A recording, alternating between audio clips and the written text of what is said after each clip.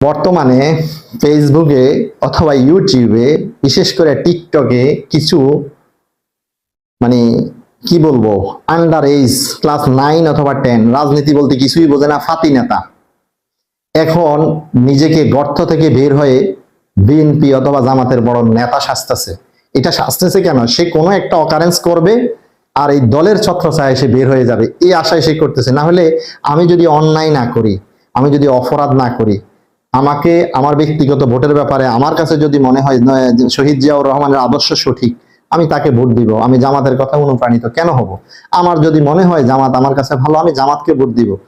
আমার প্রশ্ন হচ্ছে, এরাই ইদানিং জামাতের পক্ষ নিয়া অথবা বিএনপির পক্ষ নিয়া খুব ঠুটঠুর করে কথা বলে, মানে যে কথাগুলা আমার কাছে হাস্যকর মনে হয়। মানে যেই বক্তব্য মির্জা ফখরুল ইসলাম সাহেব দিবে, যেই বক্তব্য দেশ নায়ক তারেক রহমান দিবে, সেই বক্তব্যকে তারা মডিফাই করে ইউটিউব বা টিকটকে ভিউ কামানোর জন্য যেরকম চটং চটং করে, এটা আমি বলি যে এটা যেই দলের করো ওই দলের জন্য ক্ষতি বয়ে আনবে। কারণ সে রাজনীতির কি বোঝে?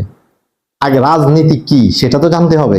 সে না বুঝেই ফেসবুক টিকটকে এসে ফটাং ফটাং কয়েকটা কথা বলবো, ভিউ কামাবে, হয়তো এন্টি দল যারা তারা কমেন্টস করবে, তার কমেন্টসেতে তার রেশিও বাড়বে, তার টাকা ইনকাম হবে।